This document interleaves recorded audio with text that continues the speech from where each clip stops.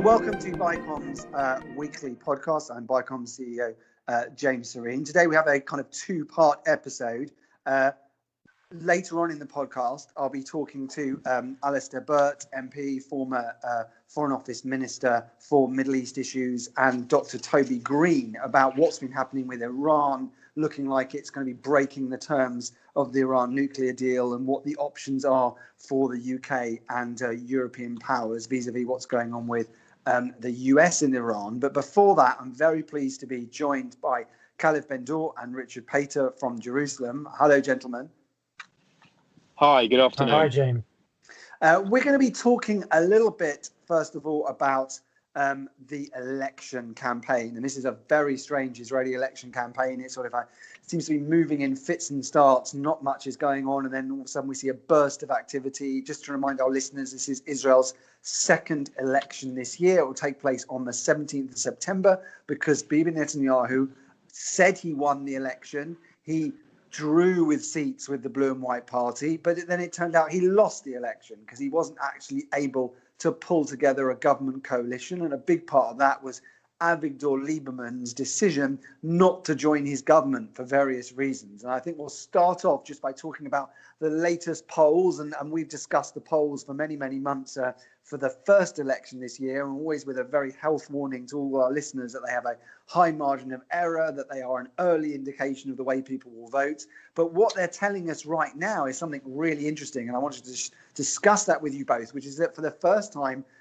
for as long as I can remember, the polls at the moment are showing that Bibi Netanyahu, without Avigdor Lieberman's party, has no route to a 61-seat majority. He simply is not going to get beyond the high 50s because of what is going on with Avigdor Lieberman, and also some interesting things happening on the centre and the left. So first of all, I just wanted to get some thoughts on that. Calev, do you want to start?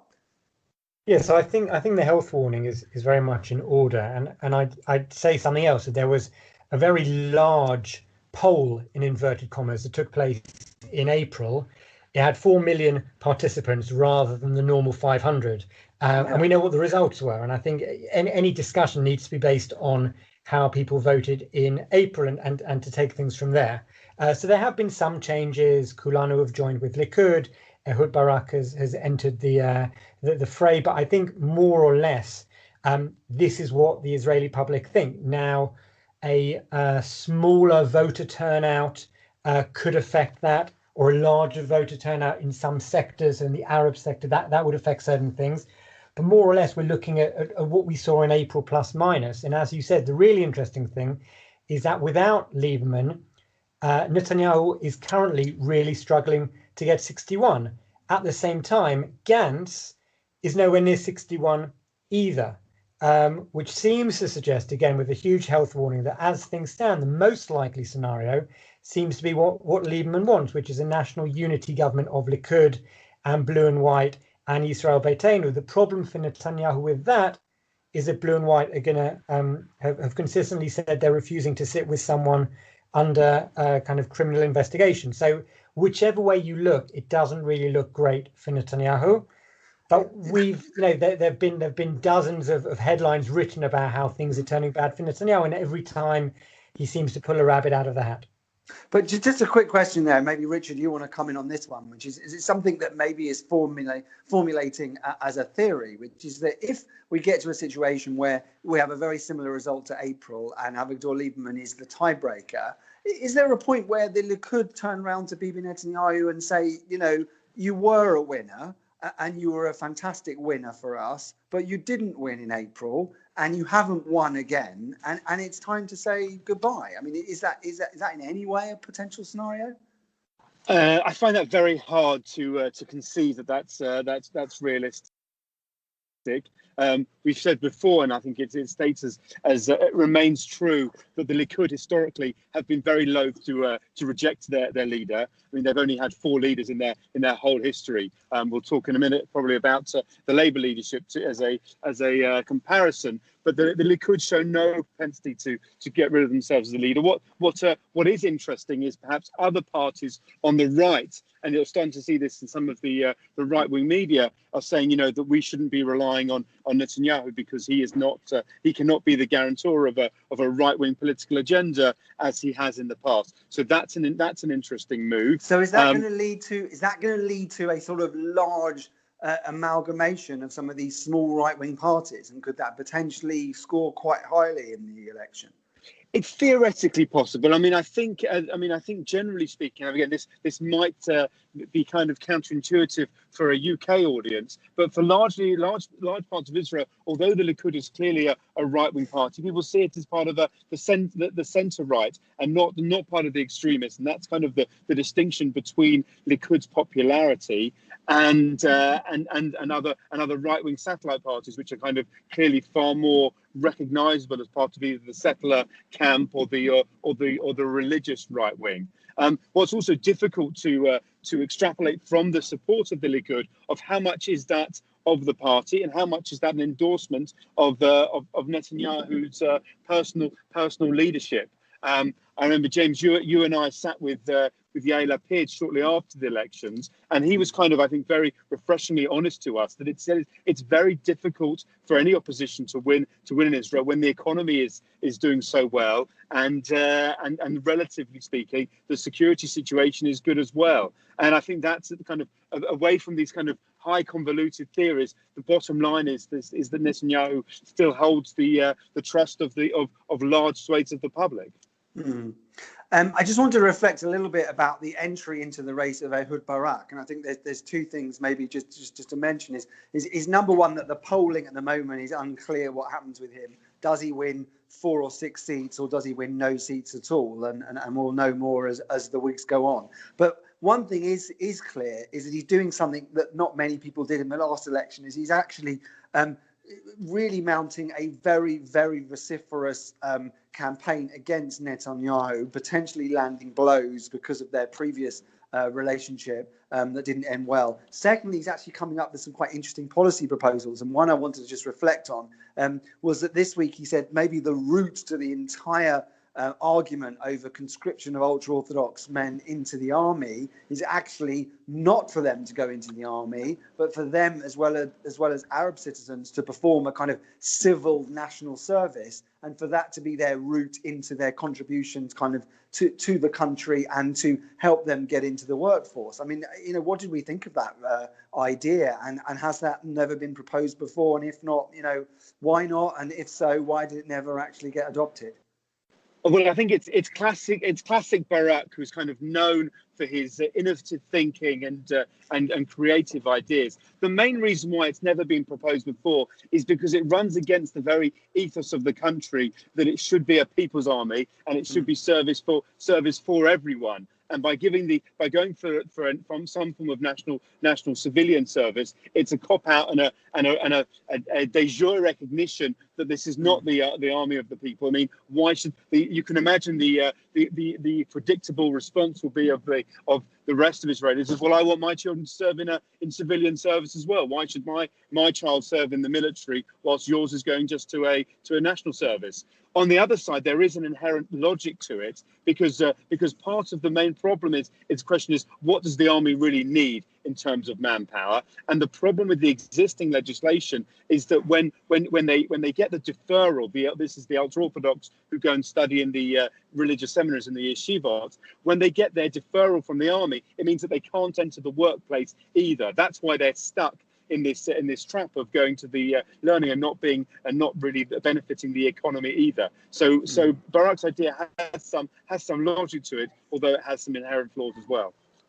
Okay, thank you very much, Richard. Thank you very much, Calev. I think we'll leave that there for now, but we will be returning to this issue and discussing it in great detail in the weeks and months ahead. Just to remind our listeners that BICOM produces regular bulletins, charts, infographics, presentations of the latest polling, which can all be found on our website, on our Twitter feed at Britain Israel, do keep following that. So we're now going to move from Israeli elections to the situation with Iran this week, and we had a situation where Iran has broken the limit of the JCPOA nuclear deal. It now has been certified by the International Atomic Energy Agency that it has 300 kilograms of enriched uranium, more than 300 kilograms, and it's talking about breaching the limit of enriched uranium at 3.67%. These are two very significant violations of the nuclear deal. And earlier this week, I caught up with Alastair Burt MP, the former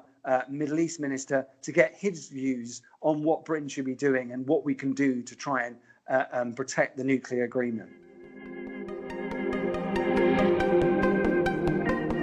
So if I could just ask, we're in a situation now where Iran is potentially breaking the ceiling in the JCPOA nuclear deal. It's stockpiled enriched uranium. Europe is saying it's not going to implement sanctions right now. What do you think the options possibly are for the UK and France and Germany? The best option would be for all parties to return to JCPOA. I cannot for the life of me understand if the United States was concerned about a nuclear-armed Iran, why it broke the JCPOA and started the chain of events which has led us to where we are. We all know the JCPOA didn't cover everything. If it had, it would never have been signed. We all know that Iran is engaged in activities that threaten others, and there must be a way of trying to deal with that. But it should have been based on an agreement that was signed. It was difficult enough for this to be signed. And it's given Iran the opportunity to move away from it, and the justification is that it did not break the agreement, but the United States has. Nothing is improved in the region by Iran breaking the terms of the JCPOA itself and moving to a situation where others may be more at risk. So what we have to do is, I would like to see the states return to the JCPOA, and if the United States wants to move on other things, as other states in the region do. It's not just about Iran. It's not just about the United States and Iran. Then we've got to take steps to do so. I noticed recently that Dr. Anwar Gargash of the UAE said the regional players need a voice in this. I think it was a note of caution that this isn't just about the United States and Iran. If anything happens in the region, it'll be the region that's affected. So I think the rhetoric needs to calm down. Each side needs to see how the other is threatened, and we need to work very hard to ensure that the terms of the JCPOA are not breached. But if Iran is going to return to the JCPOA, it is asking that the United States return to it, or something is done to repair the breach. Did you interpret President Trump's pullback from actually taking military action is in some way a message to Iran to say he doesn't want to do this, and because he's got very mixed messages, but he does seem to want to talk. He's sort of giving them a way through. Do you see that at all? Both sides have given messages over the past year. Remember, this has been a year since the JCPOA was breached. Iran did not rush to break the terms straight away. And when they announced recently that they were going to, in I can't remember if it was 30 days or 60 days, they were sending signals all the time. Trump the same. Trump did not build his presidential campaign on another war in the Middle East. And so I agree. I think both sides talk about not wanting a war, but somebody somewhere is taking the sort of actions that might lead to a confrontation going wrong. And I think the United Kingdom watches this with great concern, and that's why the rhetoric has to be watched, and the individual actions that might trigger something, such as the unattributable actions in the Gulf itself and the attacks on shipping. Somebody somewhere knows what's happening there. But unless people want to turn those thoughts about we don't want a confrontation into solid action, yes, maybe Trump does want to talk, but on this occasion, it'd be well to work with others instead of just trying to do it himself. Because if he wants an economically prosperous Iran that's not nuclear armed, well, he had a deal that could have done that. Now, for some reason, he broke it, and we've got to find a way back to that. It seems to me that Iran is saying that it desperately wants the Europeans to do more to try and allow it to trade better with the rest of the world. I mean, Europe seems to be trying very hard with Instex, these other mechanisms. You obviously worked on a lot of this when you were in government. Is there actually something that the Europeans can deliver, given how powerful the US sort of muscle is financially? Can the Europeans deliver anything that's going to help Iran? Any trade or financial mechanism that the E3 provide cannot compete with the amount of trade that in theory is being lost with the United States. And creating a mechanism does not allow a company that is looking as to whether or not it should continue to sell into the US market or to Iran make a decision that says, well, we're going to sell into Iran at the expense of the US. So commercial reasons will dictate that. I think the E3 has tried very hard to find something. Iran understands the goodwill with which it's been done, but it cannot compensate for what Iran is losing, and that gives Iran a sense of that it's signed this agreement and it's lost out heavily. As I say, it needs to understand the other things that it does that everybody appreciates, but the JCPOA was a base given time to deal with those other things. So we're now having to go back to a base that's commonly agreed in order to move forward again. Alastair Burt, thank you very much for joining us. Thank you very much. I'm joined now by Dr. Toby Greene. We are doing a number of interviews from the RUSI-BICOM conference on UK Middle East policy, and Dr. Toby Greene wrote most of the paper that BICOM produced about UK Middle East policy. He also worked on a recent paper produced by BICOM about Britain's Iran dilemma. Thank you for joining us. Pleasure, Toby. good to be here. So first of all, I really wanted to pick up sort of where we are this week with the situation where Iran is seemingly violating the terms of the JCPOA nuclear deal. Just this week, they've announced that they have reached the restricted limit and going beyond it of 300 kilograms of enriched uranium. The IAEA has confirmed that that is the case. What do you think, Toby, Iran is trying to do here? Well, I think it's worth keeping in mind that Iran, up until this point, was keeping within the limits of the deal, and that's attributed to the fact that the deal was very good to Iran. Although it limits Iran's uranium enrichment capabilities for a limited time period, once those limitations elapse, those clauses fall away over 10 to 15 years, then they can basically enrich to the levels that they want. So they were not keen to break the deal. They liked the deal. The problem is, of course, the Americans have taken an approach to addressing the weaknesses of the deal by pulling out of it and putting Iran under maximum economic pressure. And the Europeans are, I think, despite wanting to help Iran to withstand that economic pressure, the European capability to do that is very limited. So I think we're in a position where the Iranians feel that they need to respond, that they, perhaps also for their own domestic politics, and that they're responding on a number of levels to the challenges posed by the United States. We've seen the incidents with the shipping in the Gulf, and this is another dimension of their response. And they're going to ratchet up to show, to try and show that the policy that America is pursuing doesn't come without costs, and that they will respond in a way to send a message and try and create some leverage to try and push back on what the Americans are doing. Where do we go from here? I mean, it seemed to me that when President Trump decided not to launch those military strikes on Iranian soil, and there was reports that they carried out a cyber attack instead or in lieu of, that seemed to me like the US was signaling that they actually want to talk, and that seemed to me that maybe the US was signaling that in the first instance it would accept some kind of different kind of discussion about the nuclear deal that Trump can present as a victory. And if you look at the other two things that the US has complained about, ballistic missile program and Iran's support of very dangerous organizations in the region, that perhaps they could leave those other two to other for another time. Do you see that? Do you think the US is sort of trying to talk here, or do you think we can just carry on with this escalation? Well, first of all, it certainly raises some interesting questions about key foreign policy decision-making of the Trump administration, that you can decide to launch such a military action and then change your mind at the very last minute. But Trump has always been pretty clear that he does not want a war in the Middle East. He does not want to see America, getting bogged down in another military conflict. He wants to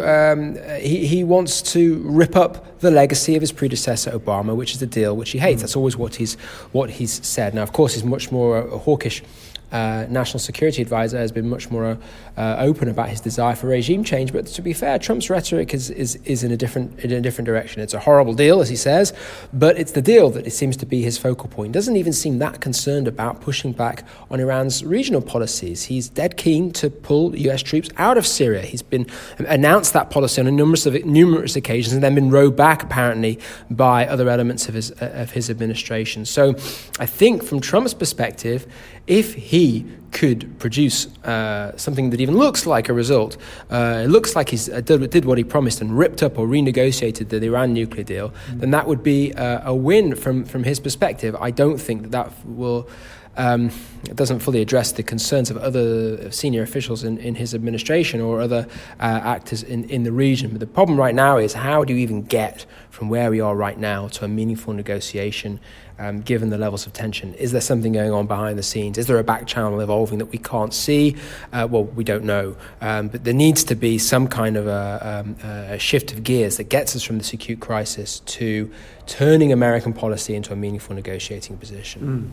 And just also thinking about the view from Israel on this, Prime Minister Benjamin Netanyahu was saying yesterday that, this is Iran putting itself on the path to a nuclear bomb, and also saying that there will be more evidence of Iran's violation of the nuclear deal. And he's referring to a previous situation where, just before President Trump pulled out of the nuclear deal, Israel unveiled this huge archive, which was this spectacular intelligence coup where Israeli Mossad agents had managed to find this Iranian nuclear archive and then deliver it all straight to Israel so it could be examined.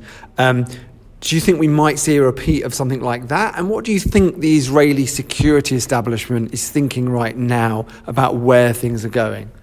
Well, interesting that the director of Mossad made a public speech yesterday or the day before, unusual public speech in which she claimed that the Israeli intelligence that had been discovered after it had been fed to the IAEA actually led the IAEA to inspect some sites and to deal with, or I think he said destroy, some nuclear materials that they had not previously addressed. It was an interesting revelation. I think the problem with the Iranian nuclear deal is, in the long run, even if the terms of the deal are kept to, it keeps Iran on the track to, at the very least, nuclear weapons capability. That's not where we're going, I don't think, in the immediate term. Breaching this stockpile of 300 kilograms of low enriched uranium, that is not, and that in and of itself is not putting Iran within touching distance of nuclear weapons. That's more a symbolic breach, which is Iran's response to the very acute situation that's happening right now. The route to nuclear weapons capability is the long-term problem, and that's what needs to be addressed alongside the acute challenge that we're facing in the Gulf right now. Toby Greene, thank you very much for joining us. My pleasure.